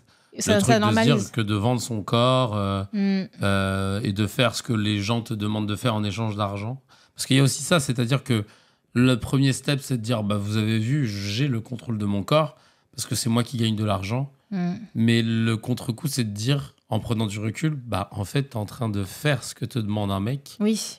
Et il te donne de l'oseille et tu le fais. Ouais. Donc à quel point au final tu contrôles. Après les gens vont dire non, si elle a pas envie, elle peut arrêter et tout. Ouais, mais en attendant elle fait. En fait c'est juste que peut-être que tu n'es pas. En fait, déjà comme je disais, il y a des mineurs, donc difficile que tous les mineurs soient ok avec ça, soient réellement prêts à ça, mentalement parlant. Et puis je sais plus ce que je voulais dire, mais oui, peut-être. Le fait de vendre ton corps, je sais plus où je voulais en venir. Bref, c'est pas grave. Mais oui, non, mais c'est pas grave, ça me revient. Mais il y avait ça et voilà. J'ai perdu le fil de ce que je voulais dire. Bah, écoute, on reprendra. Mais ouais, donc tu m'arrêtes. Donc c'est fou cette histoire. Et après, oui, et donc il y avait aussi une autre utilisatrice d'OnlyFans qui a été interviewée dans le cadre de cette vidéo. Et qui disait, voilà, moi, j'ai commencé à utiliser OnlyFans, j'étais jeune, c'était de l'argent facile. Au début, je mettais juste des photos de moi, un peu dévêtue, mais voilà, sans plus. Et puis, en fait, plus elle mettait de photos, plus elle avait de la demande, plus on lui demandait de retirer des vêtements, de faire autre chose. Et à terme, elle a fini par ne plus faire de la pratique sexuelle en ligne, quoi. Et du coup, elle disait qu'aujourd'hui, je regrette complètement, mais sauf que je savais pas ce que je faisais, j'étais jeune et que du coup, j'étais pris dans ce truc-là. C'était de l'argent, c'était machin, et voilà. Mais elle parle de sa santé mentale et elle explique qu'elle en est choquée aujourd'hui, tu vois. Donc c'est ça le problème de ces plateformes. C'est que t'as pas forcément des gens qui sont... Ah, Nafta nous dit, c'est pas de l'argent facile comme toutes les professions, seule une minorité de personnes sur OnlyFans peuvent en vivre. C'est pas de l'argent facile tant que ça. Peut-être. C'est de l'argent, oui, c'est de l'argent aussi que tu peux gagner facilement. C'est-à-dire que tu as juste à poster que tu peux gagner facilement. Tu peux gagner facilement, oui. Après, on dit pas que tout le monde roule sur l'or, mais en tout cas, voilà, mais t'as rien de besoin d'autre que ton téléphone et toi. Exactement, ouais, c'est ça. Donc, comme TikTok, sauf que tu fais autre chose sur TikTok, que tu fais des lives, et c'est plus long. Ouais. Avant de commencer à gagner de l'argent. Non, mais vraiment, pour le coup, là, c'est grosse remise en question de plein de choses. Et je pense que les sociologues, les psychologues, les anthropologues, ils doivent sûrement, là, justement, sur tout ce qui est OnlyFans, mime et tout, faire plein d'observations et commencer à faire plein d'analyses de ce que ça traduit. Je me dis, Dr H, ça devrait l'intéresser, ça, ce documentaire. Je pense. On lui d'un point de vue sociologique, parce que c'est comme il adore ça. Et moi, c'est pour ça aussi ça m'a intéressé. C'est vraiment de comprendre ce comportement, d'aller voir jusqu'au bout. D'ailleurs, j'ai pas pu tout regarder, mais parce que vraiment, il y a des séquences, je préfère même pas. Tu vois, j'ai passé. Mais du coup, par contre, ça m'a intéressé de voir son état à la fin, tu vois. Et franchement, j'étais pas surprise. Enfin, je vois pas comment tu peux être heureuse après ça. Super! Well done, Tim! Check! Non, c'est clair. C'est une fin de tournage. Je fais pas ça, quoi. Là, c'est glauque, quoi. C'est glauque de ouf. Ouais. Donc, non, mais en tout cas, merci beaucoup. Il va câbler le H en se penchant sur cette histoire. Mais ce serait intéressant d'avoir son point de vue. Lui, il va vouloir casser des genoux, déjà, de tous les gens qui ont participé à ça. Ouais, c'est clair. Ça reste un réseau social, dit Nafta. Sur un réseau social classique, tu n'as pas le droit de mettre du nu. Alors oui, en MP, tu peux. Mais là, c'est encouragé, quoi. Mais c'est pas une plateforme qui est là pour ça, tu vois. Mais tu sais qu'à la base, ça servait à quoi, mime? Non. Parce qu'en plus, c'est l'acronyme d'un truc, mais genre qui n'a rien à voir. Ça, je crois que c'est My Model. Non, l'idée, c'était de suivre les mannequins dans leur quotidien. Genre pour soutenir. Ouais, à la base, c'était un inside. C'était comment tu suis des artistes, des mannequins. Ça veut dire que du coup, en fait, les meufs, elles ont commencé à mettre leurs photos juste parce qu'elles voulaient être mannequins. Et t'as des mecs qui sont arrivés en mode vas-y, tu peux retirer ça. Ouais. Putain, mais sérieux. À la base, c'était parti sur on te suit en inside et ça te donne de la force et tout, machin. Enfin, bref. Après, de toute façon, souvent, même Instagram, les gens ils peuvent faire des trucs comme ça. Mais je veux dire. Mais justement, maintenant sur Insta, c'est comme ça qu'elle recrute ces filles-là, il me semble. C'est par le biais d'Insta. Et ensuite, elle t'invite à aller sur leur OnlyFans. Je sais pas. Ouais, Insta, c'est la vitrine. Ouais, c'est ça. Insta, c'est la vitrine. Et puis après, derrière, tu vas remettre du monde. Et d'ailleurs, là, tu me fais penser à la vidéo qu'on a vue de Love Story 2 avec Marlène qui parlait à Fida Turner, qui est Leslie à l'époque, et qui, dans le plus grand des calmes, devant les caméras, était en train de lui dire ça te dirait, toi, de venir aux Émirats? Non, parce que moi, je pense que j'ai des gens, ils aimeraient bien les filles comme toi et tout, machin. Et tout. Ouais. Ah ouais, mais moi, j'étais pas au courant de cette histoire. Donc, apparemment, c'est Jérém à Starr l'époque, qu'on avait parlé il y avait il y a quelques années, que c'était Marlène, la mère Macrel, qui recrutait des gens pour les ramener à Dubaï déjà. Dubaï, Abu Dhabi, etc. Enfin, pour en mode prostituée, enfin call girl, escort girl, pardon. Ouais. Et la meuf, elle a recruté devant les caméras de Love Story dans le plus grand des cas. Il y avait une enquête, enfin c'était vraiment parti loin, ou c'est juste qu'ils avaient soulevé ça en mode il y a quelqu'un de Love Story qui ramène des meufs à Dubaï pour faire escorte. C'était ça en fait. Bah, non, en fait, j'ai pas compris. T'as dit quoi? Il y avait eu une enquête, c'était parti loin ou je sais pas. Okay, Franchement, je sais pas. Je sais juste que Jérémy m'en avait parlé. Ok. Mais ouais. C'est vrai que... Et on voit l'extrait qui vient juste... qui est sorti que maintenant, quoi, c'est ça? C'est drôle. C'est ouf. Et ça, oui, c'est cramé direct qu'elle parle de ça et tout. Non, parce qu'elle s'en cache à moitié. Et à un moment, elle lui fait... Ah ouais, donc toi, en fait, t'es comme une maquerelle et tout. Elle dit non, pas ça, c'est juste que... Enfin, tu vois, non, mais en réalité, des meufs qui font ça, qui font ça et qui, entre guillemets, ont des sugar daddy, etc. Il y en a plein, il y en a beaucoup, en vrai. Mais là, que ça ait rabattre... ça prouve à quel point... Oula, pardon. Ça prouve à quel point... à l'époque, la télé-réalité, les gens étaient vraiment sincères. Parce qu'aujourd'hui, jamais t'aurais quelqu'un qui aurait dit ça devant les caméras. Là, à l'époque, tu sens qu'on n'avait pas encore la notion du truc. Oui, mais après, elle l'a dit, mais elle pensait que... Tu vois, elle essayait d'être discrète. Elle pensait que c'était un moment off. Parce que, aux Émirats. Ouais. Et genre, vraiment, elle essayait de... Et après, elle disait, non, mais t'inquiète, on en reparlera quand on va sortir. Et puis, on se revoit et tout. Tu vois, elle essayait d'éviter le sujet, que ça se crame pas, en fait. C'est juste que ça... On crame. Quand tu fais les rapprochements, tu crames. En fait, par contre, au début, si tu sais pas de quoi il s'agit, là, nous, aujourd'hui, on sait qu'il y a eu cette histoire... Donc, on peut se demander si elle parle de ça, tu vois. Mais sur le moment, quand tu perçois la conversation, tu peux pas te douter forcément qu'elle parle de ça. Bah non, clairement pas. On savait même pas ce que c'était les Émirats en 2002, 2003. On n'était pas dans ça, tu vois. Donc, nous, 2001, je pense que c'était 2001 à tous les coups. T'as autre chose? Clair. Non, moi, c'est tout. T'as autre chose, toi? Ouais. Je pense qu'on va finir là-dessus. Ouais. Alors... Pour finir, on se rappelle de ce qui était sorti sur les influenceuses Dubaï, le porta-porti, machin et tout, là, bien sûr. Tu te rappelles de ça, là, le truc de nana qui était payée pour qu'on leur fasse caca dans la bouche et tout? Ah, non, mais ça, j'ai pas du tout suivi. J'ai cru entendre parler de ce truc-là, mais ça, c'est vrai. Potentiellement. En fait, ce qui, moi, m'a saoulé dans cette polémique, c'est que les gens ont sauté sur l'occasion pour pouvoir... taper sur Dubaï, parce que c'était un peu la mode de dire que Dubaï c'était de la merde et tout, en disant regardez ce qui se passe là-bas, il y a des femmes, elles seront payées pour en échange qu'on leur chie sur la gueule et tout ça. Je pense que c'est pas que là-bas que ça se passe, à mon avis. Et j'ai envie de te dire, mais tu crois qu'en France il se passe quoi? Genre, tu crois qu'en France il se passe quoi dans les clubs échangistes chelous ou les pratiques scatophiles? Genre, je sais pas si vous avez déjà entendu parler des soupers. Tu sais ce que c'est, les soupers? Non. Et ben dans certains clubs échangistes, t'avais des gens qu'on appelait des soupers. Ils laissaient des mie de pain dans les urinoirs et après quelques heures ils venaient les récupérer pour les bouffer, quoi. D'accord. Mais pourquoi? Les mie de pain dans les urinoirs, on fait pipi dessus, puis après ils récupéraient pour bouffer. Mais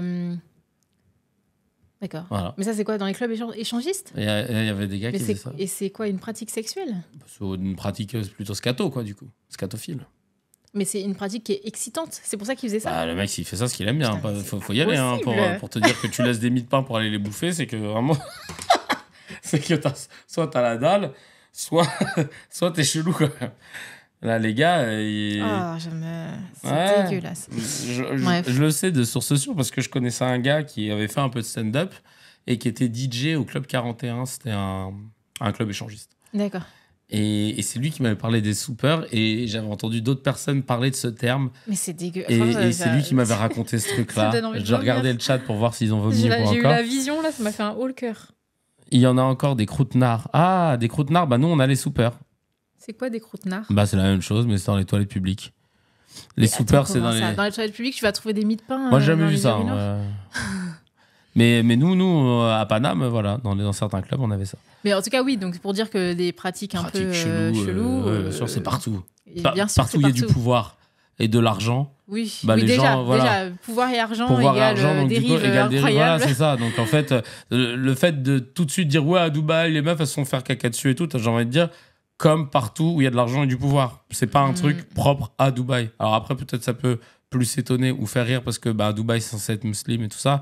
Mais c'est plus occidentalisé que muslimisé, quoi. Alors, moi, je voulais finir sur un truc un peu rassurant pour toutes les personnes qui, comme Gaël et moi... Alors, moi, je vais sur mes 37 ans. Gaël est plus jeune, du coup, de 6 mois. Et de 6 mois et 5 ans. Je sais pas de dire mon âge. On l'avait déjà dit, c'est pour ça que je me parle. Je rigole. Parce qu'en fait, moi, j'adore dire ton âge. Tu sais pourquoi? Parce que justement, tu le fais tellement pas que c'est stylé de le dire. Moi, Madame a 36 ans, on dirait qu'on a 24, 25. Non, arrête. Allez, 27, tu vois. peut-être. Tu fais 27 ans, tu fais pas 36 ans. Merci, baby. Et en fait, c'est vrai qu'il y a beaucoup de gens qui complexent sur leur âge. Et parfois, surtout quand tu as des gens qui essayent de vivre de leur passion, ils complexent. Ah oui, je sais de quoi tu vas parler. Oui. Ils complexent en se disant bah ouais, regarde, un tel il a 23 ans, il est déjà disque d'or. Regarde l'autre, il a 24 ans. Ou elle, regarde, elle a 23 ans, elle a rempli telle salle, machin. Et donc très vite, tu te compares, tu vois. Et tu te dis bah, je suis passé à côté de ma life, je vais pas. Moi, aujourd'hui, j'ai 37 ans, c'est pas moi qui vais percer maintenant, machin. Ouais. En fait, il y a quelqu'un qui avait partagé un truc très intéressant, un post en anglais, où il mettait Kendrick Lamar à 37 ans. Merci, Mama Midnight. CZ à 35 ans, Taylor Swift à 35 ans, Anderson .Paak à 38 ans, Drake à 38 ans, J. Cole à 39 ans, Lucky Day à 39 ans. Tous ces artistes sont à leur prime actuellement. Et c'est un bon rappel et une bonne leçon pour se dire qu'il n'est jamais trop tard. Le plus important dans tout ça, c'est que la vie n'est pas finie quand tu as 30 ans et tu n'es pas trop vieux. Et voilà, je voulais juste conclure là-dessus en disant qu'il fallait jamais se dire non, je suis trop vieux, ça sert à rien, c'est ça. Et moi, j'ai deux histoires à vous rappeler. 3, je dirais. Jonathan Cohen, il a commencé à péter, il avait 36, 37. Jonathan Cohen, il a été comédien pendant longtemps, il était prod à côté. Et en fait, ça marchait pas en tant que comédien. Et du coup, son ami et coproducteur Benjamin Belcourt, lui, il tournait aussi. Et Jonathan Cohen, il a dit à Benjamin Belcourt, c'est quoi ? En fait, je pense que moi, je vais me concentrer dans la prod. Et toi, Benjamin, continue dans l'acting parce que tu as plus de plans que moi. Et Benjamin lui fait, t'es sûr et tout? Il fait, ouais, vaut mieux. Et un jour, il lui dit, vas-y, Benjamin, je vais faire un tournage. Là, il y a Orelsan qui m'a appelé. Ils veulent que je fasse son truc, là, bloqué, que je fasse un personnage qui s'appelle Serge le Mytho. Il faut que je fasse le mec qui raconte des mythos. Vas-y, je le fais, je m'en bats les couilles. Ça va être rigolo. Mais il y allait parce que ça y est, dans sa tête, de toute façon, lui, l'acting, c'est fini. Ouais. Il sort du tournage, il retrouve Benjamin. Et Benjamin, il fait, alors, le tournage, c'était bien? Et il dit, franchement, ouais. C'était drôle, ça s'est bien passé. Franchement, je me suis amusé. Ouais. Et puis après, Orelsan et Gringe, ils l'ont rappelé 1, 2 fois pour qu'il refasse Serge le Mytho. Et puis après, Kian, qui était le créateur de Bloqué, il lui dit, en fait, ton personnage, il a tellement cartonné sur les réseaux et tout, ça dirait qu'on fasse sa série Serge le Mytho. Et le mec, à 36, 37 ans, il a commencé à péter avec Serge le Mytho. Et aujourd'hui, il a 45. Hein. Comme quoi, il suffit... Et sa carrière, elle pop-up, là, tu vois. Idem, 43. Oh, j'ai une crampe. Ça va? Aïe, petit bébé. Non, c'est bon, t'inquiète. Ça va aller? Ouais, ça va aller. C'est où? À la cuisse. Je me suis fait une petite crampe là. Faut que je boive de l'eau. Ça y est, c'est parti? Faut que je laisse ma jambe comme as. C'est horrible ça. Le pire, c'est quand ça t'arrive et que t'es dans un théâtre horrible où tu peux pas étendre tes jambes. Et t'es là en train de prendre sur Watt. Tu sens, tu sais que la crampe arrive et que si tu bouges, elle va se ouais, grave, de la peau de singe. Autre histoire, Redouane Bougueraba. Je crois que je l'avais déjà raconté, mais je le rappelle quand même. Redouane Bougueraba, il est plus vieux que Wam. Il a, si je dis pas de bêtises, 44 ans. J'ai commencé l'humour à 19 ans, il était déjà là. Et il était loin d'être le plus drôle. Mais il try hard, tu vois, il était là. Il a 46 ans aujourd'hui, il est né en 78. Et Redouane Bougueraba, ça a jamais été vraiment dans les meilleurs quand on faisait des plateaux au Paname, au Jamel Comedy Club, etc. Il galérait. Un jour, il vivait en coloc chez Nino Arial parce que Nino Arial l'hébergeait quand il venait sur Paris pour faire des scènes et tout. Et il lui disait, tu sais quoi, toi t'es bon dans l'impro, tu devrais mettre des vidéos de toi qui improvisent. Il met une première vidéo, flop. Une deuxième vidéo, flop. Il y en avait 3, 4. Au bout de la 5e vidéo, c'est bon, ça marche pas, le truc des impros, là, machin. Et Nino, il lui dit non, vas-y, continue. Il improvise sur scène, c'est ça? Ouais. Ok. Nino, il lui dit non, vas-y, continue. Ouais. Et 5e vidéo, ça marche pas. 6e non plus, 7, 8. Et à la 8e vidéo, ça explose. Oh. Et là. Bah, ça va, il a pas galéré très longtemps. C'est 8 vidéos et 10 ans plus tard. Oui, bien sûr. Ouais. Avant, c'était vidéos, c'était pas, il avait pas de spectacle, il galérait. Enfin, tu vois, ça a jamais été un king de l'humour. Comme je te dis, il était là avant que moi je commence et il a 46 ans aujourd'hui. Et ça fait que depuis. Il faisait des scènes, des stand-up. Oui, il faisait tout comme nous tous, mais ça prenait pas, tu vois. Et c'est quand il a commencé à faire ses histoires d'improvisation. Donc là, on remonte à il y a 4 ans, 5 ans. Donc il avait 40 ans quand ça a commencé à péter pour lui. Et après, il a rempli le Vélodrome il y a 2 ans. C'est le premier artiste à remplir le stade Vélodrome. Le premier parce qu'en fait, il a commencé à rendre visible son. Non, mais avant, c'était nul. Avant, même s'il il l'avait était fait, nul. c'était Ok. nul, tu vois. Et avant, il n'y avait pas encore les réseaux pareils et tout. En fait, il y a parfois... S'il avait lâché entre-temps, parce que ça marchait pas, bah, il se serait rien passé. D'où le truc de se dire, putain, en fait, il a pas lâché, même si c'était pas le meilleur, même si c'était pas si méchant. Il a pas lâché, jusqu'à ce qu'à un moment, il y ait des planètes qui s'alignent. Même si ça a pris 12 ans pour que ça s'aligne. Oui, parce que c'est ça. Parce c'est que d'un coup, il y a les le réseaux monde a sociaux qui évolué, deviennent les forts. réseaux sociaux, mais D'un coup, il a une aussi, plus-value. les gens ont eu un peu plus cette demande, sans doute, de voir un peu de l'impro, etc. Enfin, ouais, tu vois, c'est ça, sauf que lui, il le savait pas à ce moment-là. Ouais, C'est ça qui en est fait, fort. c'était une question de Il a pas timing suivi aussi, des quoi. gens. Ouais, voilà. Ouais. Mais pourquoi ça fonctionne? C'est parce que tu lâches pas. Oui, Et c'est oui. que, en fait, et le meilleur parallèle, c'était mon pote Hamid qui m'avait dit ça en parlant de Redouane Bougueraba. Il me dit, si je te donne un ballon et que je te demande de me viser la barre transversale d'une cage qui est à 20 mètres, tu vas pas arriver à le faire. Mais si tu le fais tous les jours pendant 10 ans, dans 10 ans, en fait, tu m'en mets 5 d'affilée, tu vois. Et c'est Redouane Bougueraba. Ouais. Tous les jours à aller dans les comedy clubs, tous les jours à improviser, etc. Bah, tu foires. Moi, je l'ai vu improviser Bougueraba en 2009. En 2009 ou en 2010, pour repérage, j'étais avec Mohamed Noir. Je l'ai vu improviser. Il était nul. Le mec, il arrive, il dit, ouais, il y a déjà un couple dans la salle? Est-ce qu'il y a déjà un couple?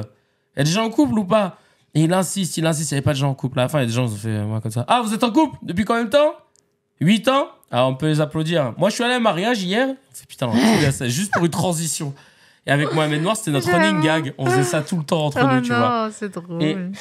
Et tout ça pour vous dire que il était pas bon, mais il est devenu bon parce qu'il a pas lâché. Ouais, oui, bien sûr. Donc c'est pour ça, en fait, que c'est rassurant. Et il est devenu bon.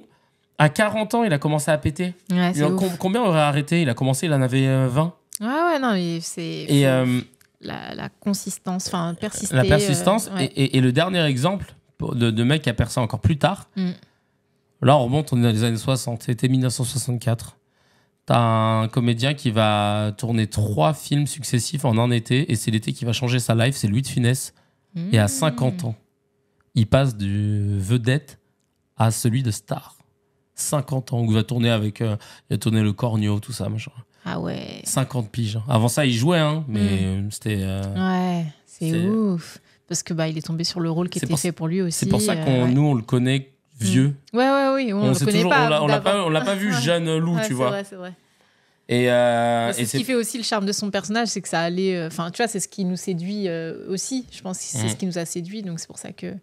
Bah oui, en fait, il y a des gens qui sont voués à percer plus tard pour plein de raisons différentes. Hein, et ça, effectivement, il faut continuer. Quoi. C'est parce qu'on récompensera toujours celui qui travaille de façon acharnée et qui lâche pas.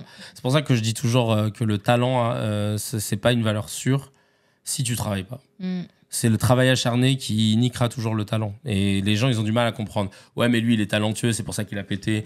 Ouais, mais lui, machin, c'est pour ça que... Non, c'est que parce qu'il a... Meilleur exemple pour moi, c'est Matt Pokora. Ah ouais. Matt Pokora, pour moi, c'est l'un des meilleurs exemples. Matt Pokora, c'est pas le meilleur chanteur de sa génération, c'est pas le meilleur danseur de sa génération, mais c'est juste celui qui, pendant 20 ans, il a fait que taffer.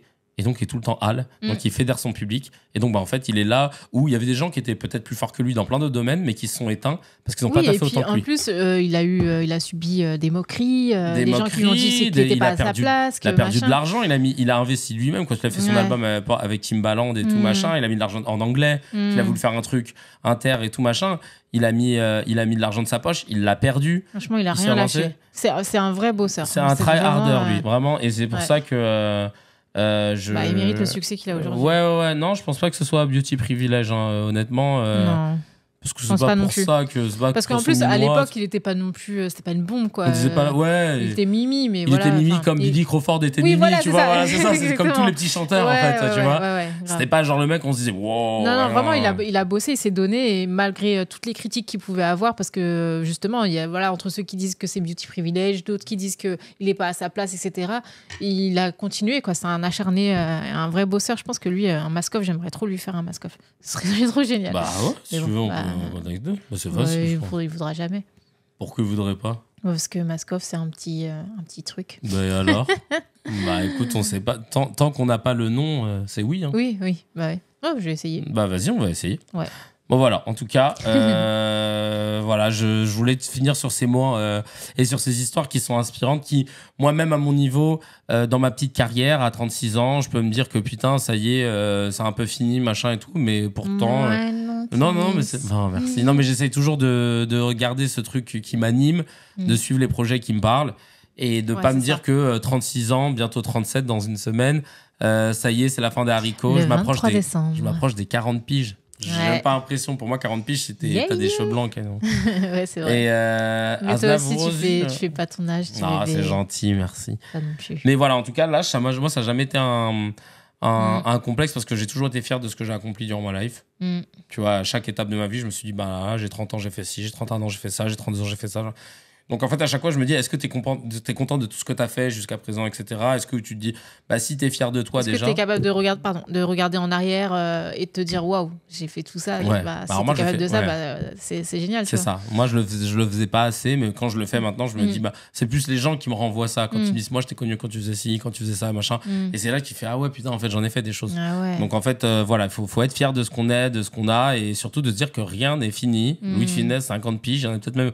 Comment il s'appelle, Pedro Pascal, celui qui joue dans Gladiator 2, qui joue dans Game of Thrones, qui est le personnage principal dans Last of Us, qui joue dans Mandalorian, personnage principal. Lui, il a pété à 39.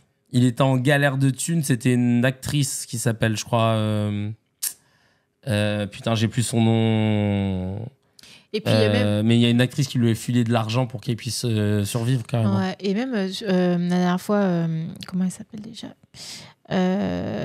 avec qui on a tourné le court-métrage Lucie Cotin, qui nous parlait de sa sœur, qui nous disait que, donc sa sœur qui est Camille Cotin, qui nous disait aussi qu'elle avait galéré et qu'elle a pété, je sais plus, il y a quelques années avec... Un petit moment avec la connasse. Ouais, la connasse. Sur voilà. Canal+. Mais du coup, qu'avant ça, elle était presque en train de se dire... Oui, et elle se disait, bon, vas-y, je vais lâcher l'affaire, tu vois. Et elle n'a pas lâché. Enfin, il y a eu l'opportunité de la connasse qui est arrivée, quoi. Donc, l'opportunité de ouf, parce qu'en fait, je crois qu'à la base, ils avaient prévu en casting Camille Chamou, qui pouvait pas y aller, et qui a dit, bah, vas-y, toi, fais-le. Ouais, c'est ça. Et du coup, ça y est. Maintenant... et carrière internationale, maintenant. Bah ouais. Mais c'est fou. Et donc, pareil, elle a pété tard, tu vois. Je sais pas quel âge elle a aujourd'hui, mais en tout cas, elle avait fait de l'acting pendant longtemps avant que ça finisse par péter. Donc non, c'est... Ça veut rien dire. Et des fois, il suffit juste, notamment pour les acteurs, il suffit juste d'un film. Ça peut être même ton premier film et ça pète. Enfin, tu vois. Mais oui, mais totalement. C'est pour ça. Non, c'est pas Eva Longoria, c'est Sarah Paulson. Voilà, cherchez son nom. C'est elle, la pote de Pedro Pascal, qui lui a filé de l'oseille quand elle était en galère. Voilà. Je pense que ça, il l'oubliera pas. Maintenant qu'il est yimbe, il doit la mettre bien tous les ans. Et 10%, ça l'a fait péter à l'international, la série aussi. Et ouais, 10%, j'avais bien aimé ça. Moi, c'est là que j'ai découvert. Ouais. Et ben voilà, je pense que... On a fait le tour. On a fini en beauté avec des trucs inspirational. Yes. Inspirants. J'espère que ça vous a motivé, que vous n'allez pas lâcher vos projets, quoi qu'il arrive, peu importe l'âge que vous avez, etc. On est ensemble, ça bouge pas. Allez checker la chaîne d'ailleurs de notre gars sur Cha Food Truck. Il a lancé sa chaîne YouTube.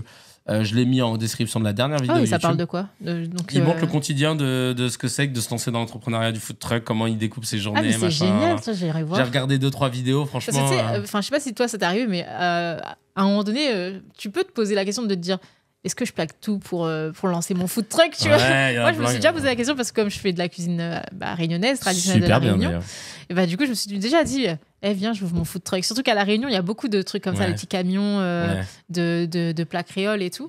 Et du coup, voilà, c'est drôle. Quoi. C'est exactement ce qu'il a fait. Il était dans la banque avant. Ah ouais. Donc vraiment, il a tout claqué. Ah, ça donne envie d'aller voir. Et je dis ça parce que pareil, tu vois, je crois qu'il a la quarantaine. Il a fait un changement professionnel, un virage, et il explique comment il a fait, pourquoi et tout ça. Donc ça peut être...